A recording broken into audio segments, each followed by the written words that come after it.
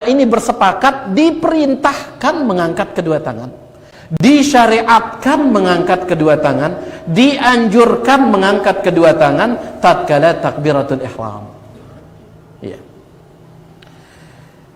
Wa kana yarfa'u yadayhi, beliau mengangkat kedua tangan beliau ma'aha, bersama takbir, berbarengan kanca takbir. Ya, semua kita sudah maklum berapa cara mengangkat tangan tatkala takbiratul ihram? 3. Si pertama, berbarengan kanca ucapan Allahu Akbar. Ya. Ida ngangkat tangan dah bareng kanca ucapan Allahu Akbar.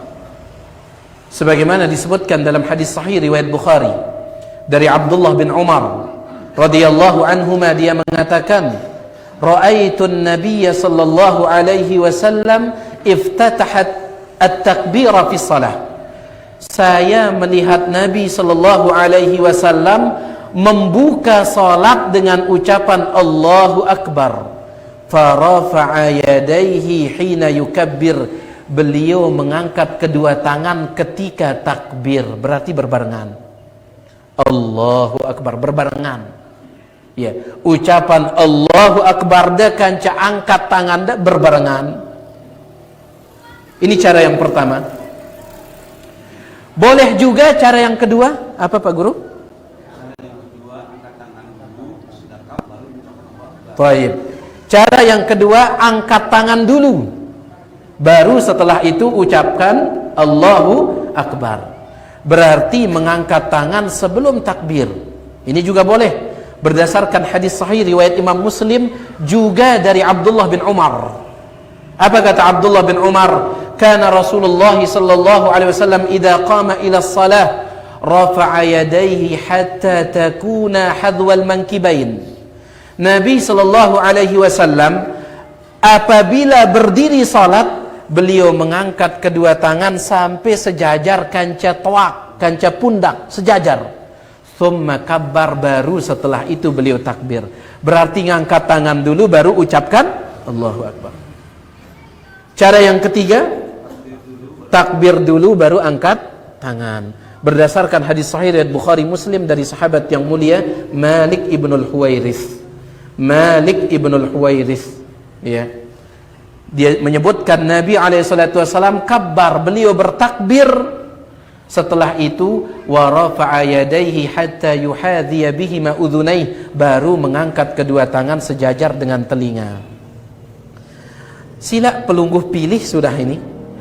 Angkat tangan berbarengan kanca takbir, ya, silahkan.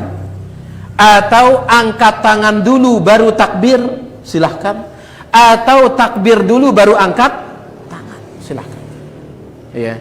Cuman dijelaskan oleh para ulama, yang paling sering dikerjakan oleh Nabi sallallahu alaihi wasallam angkat tangan berbarengan kanca takbir, ini sih paling sering ini. Ya. Yang paling sering angkat tangan berbarengan dengan takbir. Allahu Akbar, berbarengan.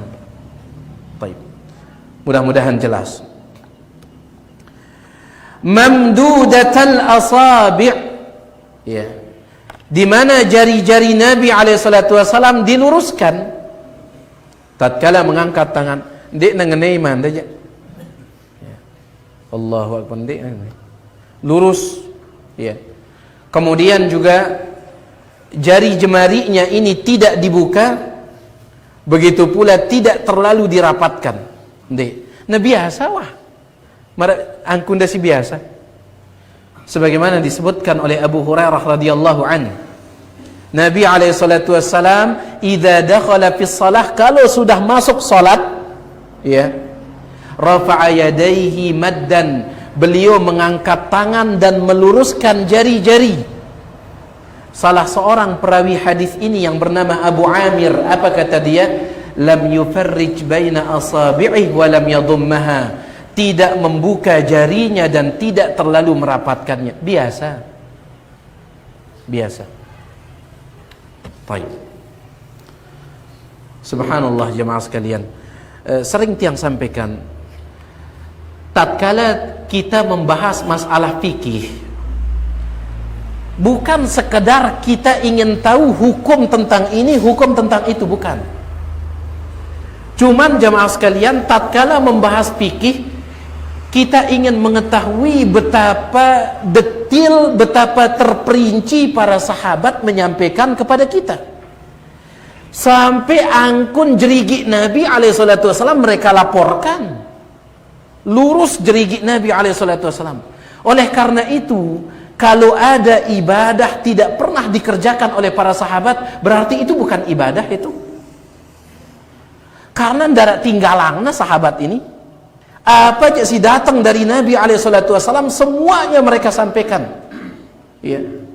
Lamun nara sopo amalan, padahal amalan ini ndekna wah gawe iya si sahabat, berarti itu bukan ibadah. Sebagaimana ucapan Sa'id bin Jubair radhiyallahu ta'ala an, dia mengatakan, kullu ibadatin lam ya'rifha al-badriyun, setiap ibadah yang tidak diketahui oleh para sahabat, falaisa minad din, maka dia bukan bagian dari agama Islam. Coba ada kita sampai angkun jerigi Nabi SAW tatkala takbir, begini ataukah begini, semuanya dijelaskan. Ternyata tidak dibuka, ternyata tidak dirapatkan, biasa. Ya subhanallah. Mustaqbilan bihal qiblata, tangan Nabi SAW, kata Ibnul Qayyim, mustaqbilan bihal qiblah, menghadap kiblat. Ya karena arak dengan takbir Allahu Akbar, arak singennya takbirnya. Tangan Nabi itu menghadap kiblat. Cuman hadis tentang Nabi menghadapkan tangan ke kiblat tatkala takbir, hadisnya tidak ada. Nabi SAW melakukannya tidak disebutkan dalam hadis. Yang disebutkan dalam hadis adalah Abdullah bin Umar, sahabat Nabi SAW. Para ulama mengatakan, meskipun Abdullah bin Umar yang melakukannya, kemungkinan dia tidak melakukannya kecuali karena melihat siapa? Rasulullah SAW. Arak hadis dari Abdullah bin Umar dikeluarkan oleh Al-Imam Ibnu Sa'ad dalam kitab Tabaqatnya dengan sanad yang sahih. Apa kata Ibnu Sa'ad tentang Abdullah bin Umar? Kana idza kabbara fi shalah, Abdullah bin Umar kalau takbir salat, ja'ala batina kaffaihi ilal qiblah, dia jadikan apa namanya ini, bagian dalam telapak tangannya ilal qiblah, menghadap kiblat. Ini Abdullah bin Umar. Ya. Dan tahu dah Abdullah bin Umar ini luar biasa mutabaahnya kepada Nabi SAW. Sehingga insya Allah Abdullah bin Umar melakukan itu karena melihat siapa? Rasul SAW. Sebab Abdullah bin Umar ini luar biasa mutabaahnya kepada Nabi SAW. Pernah jamaah sekalian, Nabi SAW safar. Kanca para sahabat diantaranya Abdullah bin Umar safar. Baik. Tiba-tiba di tengah jalan Nabi SAW meminta rombongan untuk berhenti. Mentelah semendak, kata Nabi SAW. Berhenti sebentar. Setelah itu Nabi SAW pergi ke sebuah tempat untuk kencing. Baik. Untuk kencing. Setelah Nabi SAW meninggal dunia, Abdullah bin Umar dia safar bersama sahabat-sahabat yang lain atau murid-muridnya. Abdullah bin Umar safar dengan murid-muridnya. Tatkala melewati jalan yang dulu pernah dilewati oleh Nabi SAW, Abdullah bin Umar berhenti. Apa kata dia? Mentelah semendak, kata Abdullah bin Umar. Kemudian dia pergi ke tempat di mana dulu Nabi kencing untuk kencing di sana. Coba ada kita jemaah sekalian, sampai tahu Nabi menek diikuti oleh Abdullah bin Umar ini. Luar biasa mutabaahnya dia. Sampai di mana tempat Nabi SAW kencing diikuti. Ya. Oleh karena itu para ulama mengatakan, meskipun di narak hadis Nabi SAW yang menyebutkan Nabi menghadapkan telapak tangan menghadap kiblat tatkala takbir, tetapi Abdullah bin Umar melakukannya, dan kemungkinan Abdullah bin Umar melihat siapa? Rasulullah sallallahu alaihi wasallam.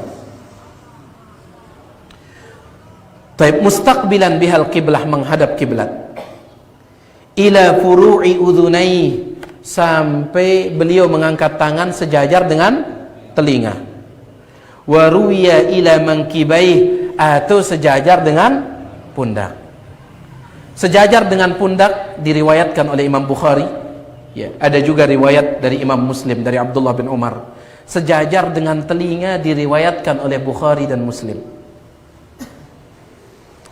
Subhanallah. Ada seseorang dia pernah mengatakan, ya, ada seseorang dia pernah mengatakan, yang dikasih tahu oleh sebagian jamaah. Apa kata orang tersebut? Di nara hadis Nabi alaihi salatu wasalam ngangkat tangan tatkala salat sejajar dengan telinga, tidak ada. Kalau ada, kata dia, potong telinga saya. Hadisnya sahih riwayat Bukhari Muslim. Subhanallah. Tidak ada, kata dia. Kalau seandainya ada, potong telinga saya. Maka jamaah kita nanya sama tiang, ada tidak hadisnya Ustaz? Soalnya kita mau potong telinganya ini, katanya. Tiang katakan jangan. Ada hadisnya riwayat Bukhari Muslim. Datang dari sahabat yang mulia Malik ibn al-Huwairith radhiyallahu an. Subhanallah. Jadi sejajar dengan pundak atau sejajar dengan telinga. Thumma yada'u al-yumna 'ala dhahri al-yusra. Kemudian setelah itu Nabi alaihi salatu wasalam yada'u al-yumna, meletakkan tangan kanan 'ala dhahri al-yusra, ya, di atas tangan kiri. Meletakkan tangan di atas tangan kiri, yaitu bersedekap di dalam salat. Dan bersedekap di dalam salat ini pada jamaah sekalian sunnah selaku Nabi, sebagaimana disebutkan dalam hadis yang diriwayatkan oleh Imam At-Tabarani dalam Al-Mu'jamul Kabir dengan sanad yang sahih dari Abdullah bin Abbas. Nabi alaihi salatu wasallam bersabda, inna ma'asyiral anbiya, kami para nabi umirna bi ta'jili fitrina, diperintahkan untuk menyegerakan buka puasa, wa ta'khiri sahurina, diperintahkan untuk mengakhirkan makan sahur, wa wad'i aymanina ala syama'ilina fis salah, dan diperintahkan meletakkan tangan kanan kami di atas tangan kiri kami di dalam salat. Kami para nabi, kata Nabi Muhammad sallallahu alaihi wasallam. Berarti ini sunnah para nabi ini, bersedekap ini. Ya. Sunnahnya para nabi bersedekap ini. Terkadang ida si biasa lalu umrah atau lalu haji, terkadang wahidan kita dengan salat Allahu Akbar, dia bersedekap. Lagu lurus tangannya, enggak dia bersedekap. Ya. Dan ini mazhab Maliki yang seperti ini, mazhab Maliki. Ulama mengatakan ini menyelisihi sunnah. Ya, menyelisih sunnah. Sunnahnya dia bersedekap, takbir kemudian bersedekap. Dan ingat, langsung bersedekap. Di antara kesalahan yang disebutkan oleh sebagian ulama, di antaranya Fadilatul Syekh Abdurrahman bin Abdullah As-Sanad dalam kitab beliau Al-Jami' fi Sifatis Salah, di antara kesalahan orang adalah tatkala takbir Allahu Akbar, diturunkan dulu tangannya, baru setelah itu diangkat. Ya. Coba ada praktikkan Pak Guru, dandang itu. Yang benar kan salah. Yang salah itu dandang itu. Ya.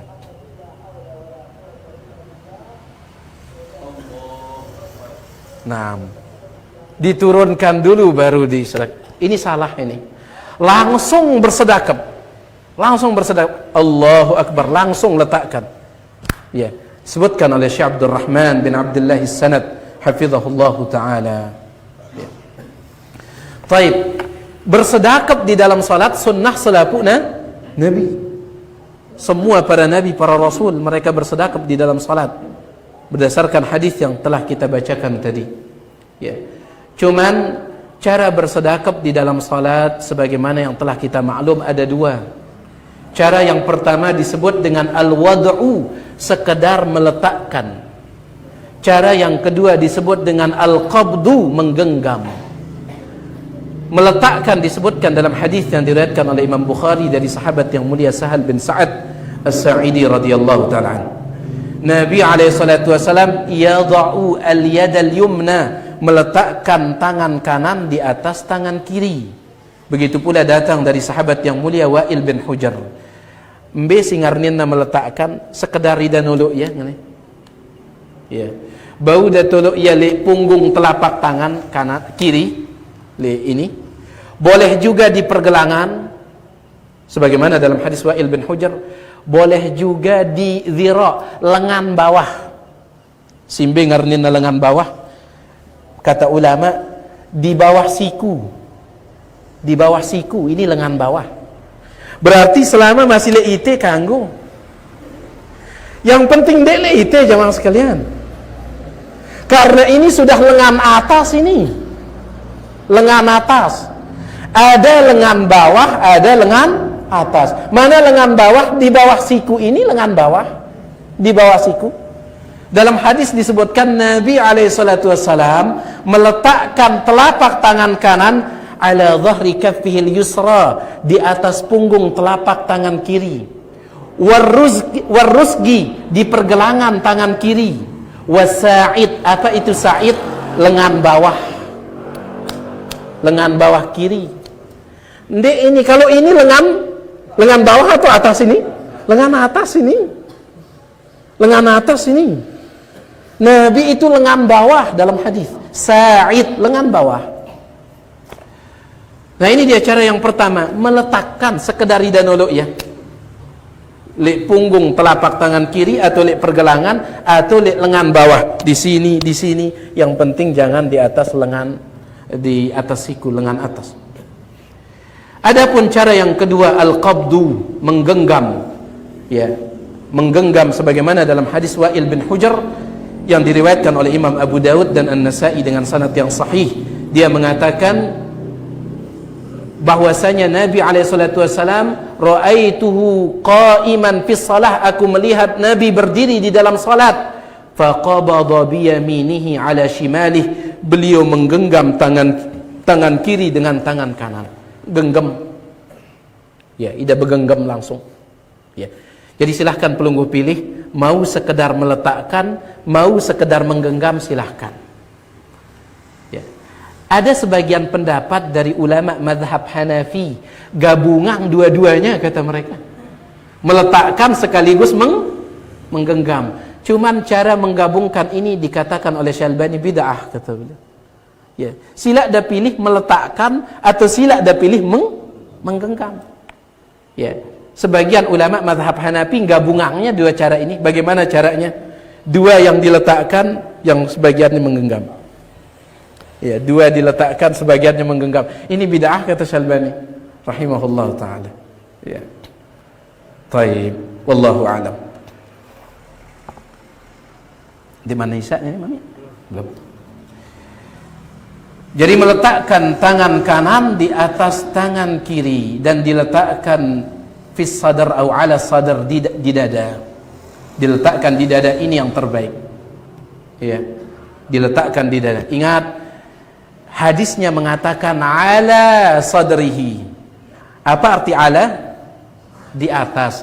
Di atas di sini maksudnya di darah atasnya. Di doang darah atasnya. Ya. Dendek dah pahamin di atas dada le ite tahu. Karena ini di atas dada, ini gulu ini. Diingatkan oleh para ulama. Dendek dah bersedekap le ite. Ini gulu ini, diingatkan oleh para ulama. Diingatkan juga oleh Ustaz kita, Ustaz Yazid bin Abdul Qadir Jawas, dalam buku beliau Sifat Salat Nabi. Beliau katakan tidak diletakkan di atas dada, di leher, tidak. Ya. Di dada, bengarnya dada, jelas ini dada. Baik.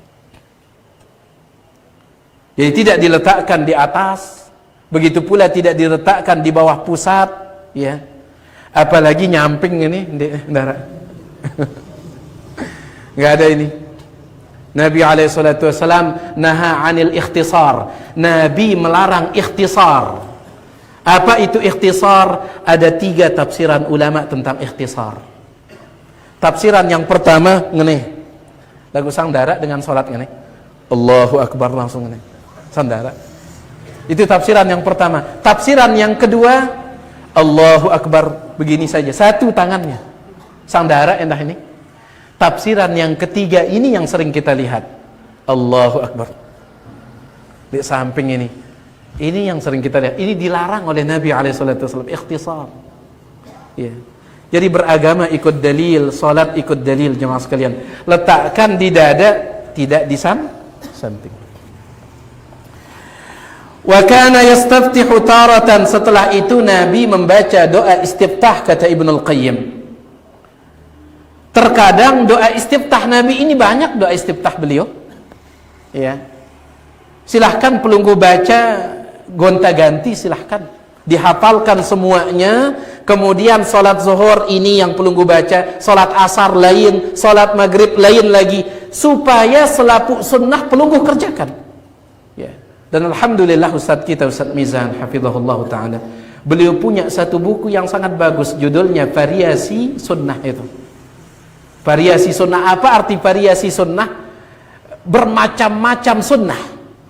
Dalam satu sunnah ada bermacam-macam bacaan. Sila pelunggu pilih salah satu. Ya, gonta-ganti dia. Ya. Meskipun disebutkan oleh Ibnu Taimiyah rahimahullah dalam kitabnya Majmu'ul Fatawa, kebanyakan para salaf lebih menyukai doa iftitah atau doa istiftah, subhanakallahumma wa bihamdika wa tabarakasmuka wa ta'ala jadduka wa la ilaha gairuk. Ini doa iftitah si paling demenangna si para salaf. Kenapa? Karena doa iftitah itu ada 3 tingkatan, kata Ibnu Taimiyah. Doa iftitah itu ada 3 tingkatan. Tingkatan yang paling atas adalah doa iftitah yang murni isinya pujian kepada Allah. Selaku isinya dari awal sampai akhir pujian kepada Allah, dan itu dia subhanakallahumma wa bihamdika ini selaku dari awal sampai akhir pujian kepada Allah Subhanahu wa taala. Makanya dia paling disenangi oleh para salaf. Ya, subhanakallahumma wa bihamdik, maha suci engkau ya Allah dan segala puji bagimu. Wa tabarakasmuk, maha berkah namamu. Wa ta'ala jadduk, maha tinggi kemuliaanmu. Wa la ilaha gairuk, dan tidak ada Tuhan yang berhak disembah kecuali engkau. Selapukna pujian ini, makanya paling disenangi oleh salaf. Ini tingkatan paling tinggi, paling atas. Tingkatan yang kedua, campur antara pujian kanca doa. Ida muji Allah lagu sekaligus ida ngendeng li Allah. Ini tingkatan kedua, di bawah yang tadi. Mana contohnya? Wajjahtu wajhiya lilladzi fatara as-samawati wal ard hanifan wa ma ana minal musyrikin. Dalam riwayat yang lain, hanifan musliman wa ma ana minal musyrikin. Inna salati wa nusuki wa mahyaya wa mamati lillah rabbil alamin la syarika lahu wa bidzalika umirtu wa ana awwalul muslimin. Allahumma antal malik la ilaha illa anta rabbi wa anta rabbi wa ana abduk, zalamtu nafsi wa'tarabtu bidhanbi. Nah, ini semuanya pujian ini. Ya, pujian. Kemudian setelah itu, faghfirli dzunubi jami'a, ampuni semua dosaku ya Allah. Pengendengan sudah. Campur antara pujian dan pengendengan. Ini urutan kedua. Urutan yang ketiga, murni pengendengan di dasar muji Allah. Langsung tidak ngendeng, langsung tidak minta, tanpa pernah memuji Allah Subhanahu wa ta'ala. Ini urutan paling bawah. Mana contohnya? Allahumma ba'id baini wa baina khatayaya kama ba'adta bainal masyriq wal maghrib. Dari awal sampai akhir isinya adalah permintaan, pengendengan, darah pujian di sini. Disebutkan oleh Ibnu Taimiyah rahimahullah ta'ala. Jadi doa iftitah si paling demenangna si salaf apa? Subhanakallahumma wa bihamdika wa tabarakasmuka wa ta'ala jadduka wa la ilaha gairuk. Ya. Kondek, iya malik paling demenangna si salaf ini. Ya. Taib. Jadi banyak doa iftitah yang dibaca oleh Nabi SAW. Silahkan para jemaah sekalian, kalau bisa dihafalkan semuanya supaya bisa gonta-ganti. Kemudian berikutnya terkait dengan masalah doa iftitah ini, kita disunnahkan membaca doa iftitah di semua salat kecuali satu salat. Salat apa? Salat jenazah. Justru salat jenazah tidak disunnahkan, dimakruhkan membaca doa iftitah. Ya, kenapa?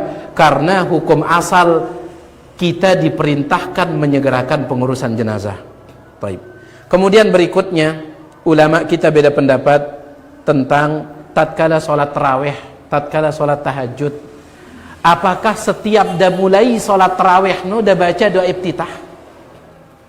Tarawih teh pira rakaat? 11 rakaat. Mulai dah tarawih, Allahu Akbar, baca doa iftitah. Subhanakallahumma wa bihamdika, subhanakallahumma wa bihamdika, wa tabarakasmuka wa ta'ala jadduka wa la ilaha ghairuk. Setelah itu salat mau ida 2 rakaat, Assalamualaikum warahmatullahi, Assalamualaikum warahmatullahi. Uras malik, Allahu Akbar. Apakah disunnahkan lagi baca iftitah di sini? Atau cukup yang pertama tadi? Ya.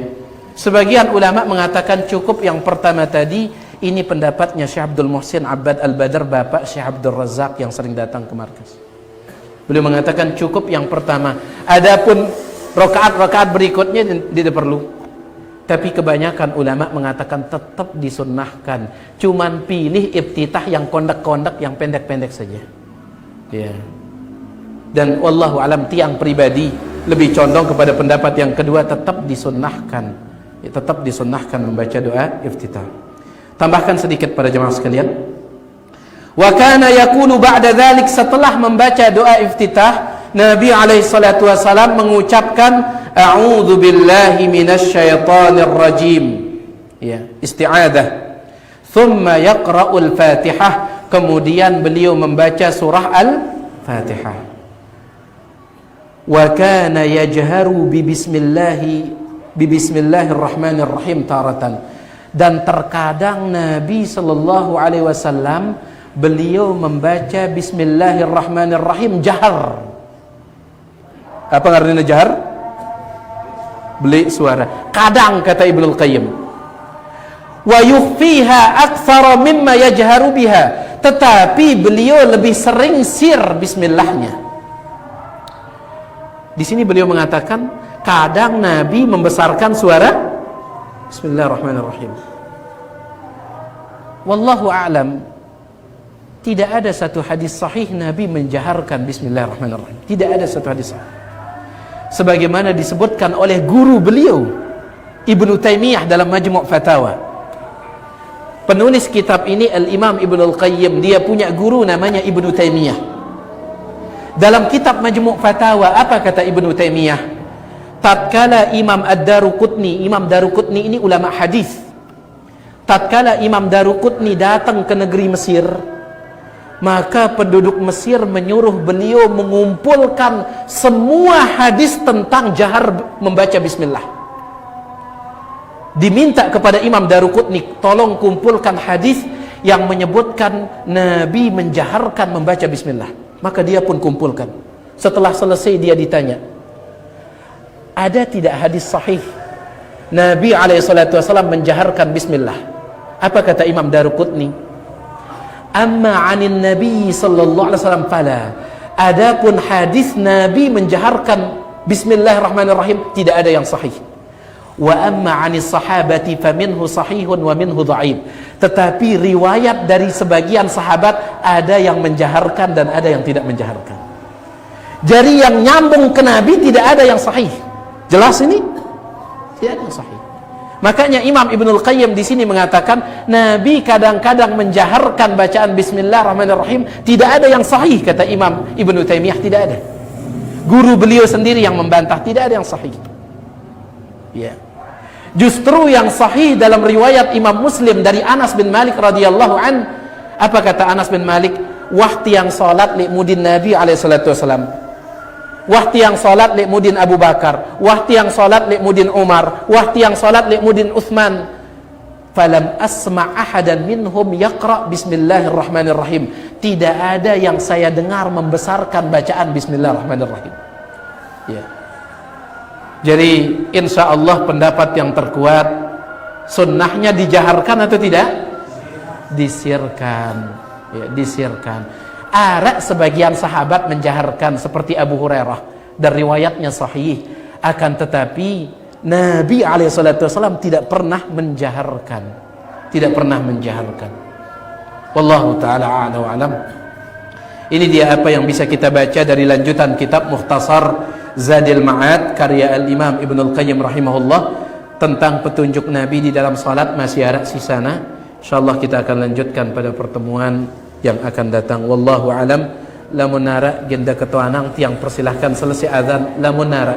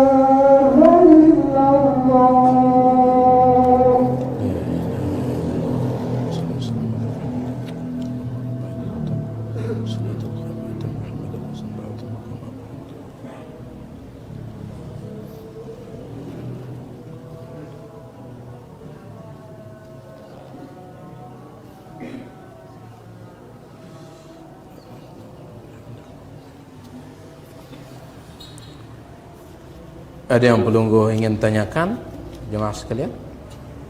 Tidak ada? Tidak.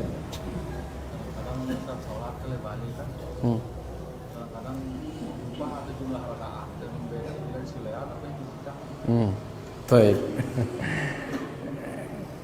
Dan ngombe sholat balik pas hujan kan? Tohib ya. Pas kita sholat lupa rokaat sholat, ya. Beta pilih ini siluean atau si kedian ini. Tohib. Telu ke atau empat ini, telu atau empat, telu ke atau empat no. Tohib. Ulama menyebutkan ini berkaitan dengan masalah sujud sahwi yang seperti ini. Lupa itu ragu-ragu tentang jumlah rakaat salat. Ragu-ragu ini ada dua kata para ulama. Si pertama, ida ragu-ragu tetapi ada yang lebih condong kepadanya. Kita ragu-ragu 3 atau 4 tetapi ada yang kita lebih condong. Misalkan ida lebih condong lek telu atau ida lebih condong lek 4 ruana ini. Lagu dalam hati kita rukat deh, kita ngadu anak deh. Ya. Ida ragu-ragu telu atau 4 lagu arak tahu ada condong. Misalkan condongnya kepada 3 atau condongnya kepada 4, maka pilih ambil mana yang pelungguh condong. Kalau 3 yang pelungguh condong ambil 3. Kalau 4 ambil 4. Dan nanti sujud sahwinya setelah salam. Sujud sahwinya setelah salam. Jelas ini? Lagu lamun ragu-ragu terus ndarak tahu udah condong. Telu atau 4. Ndek na telu, ndek na 4. Ndarak tahu udah condong ini. 3 atau 4. Tidak ada yang dia condong. Ambil yang paling kecil. Berarti berapa? 3. Dan sujud sahwinya sebelum salam. Jelas ini? Wallahu a'lam. Jadi ragu ini ada dua, ada ragu dan ada condong. Ambil yang pelungguh condong, kemudian sujud sahwi sebelum atau setelah salam? Setelah salam. Lagu lamun ragu-ragu terus ndarak tahu udah condong, dek na telu, dek na 4. Ya pada ini telu atau 4 ini. Ambil yang paling kecil dan sujud sahwinya sebelum salam. Wallahu ta'ala a'lam wa a'lam. Baik, ada yang lain sila. Tadi mengenai takbir itu ada dua, Ustaz. Yang pertama takbiratul ihram, kesempatan untuk dibanding angkat tangan. Nah, bagaimana? Apakah ada angkat tangan di takbiratul intiqal itu? Apakah ada angkat tangan di takbiratul intiqal? Ada. Si pertama tatkala ida takbir turun ruku, Allahu Akbar, angkat tangan. Sambil angkat tangan sambil takbir turun ruku. Yang kedua, takbir bangun dari tasyahud pertama ke rakaat ketiga kalau sholatnya punya 2 tasyahud. Mara misal zuhur, asar, maghrib, isya. Selesai tasyahud pertama, ida takbir Allahu Akbar ke rakaat ketiga, angkat tangan. Ya.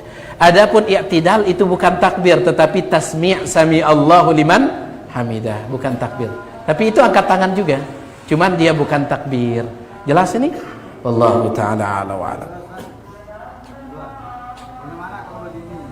Kita kan masbuk misalnya ini. Misalnya sholat maghrib, masbuk 1 rakaat. Nah, ketika imam, tiba-tiba imam itu lupa dia. Akhirnya dia 4 rakaat. Baik.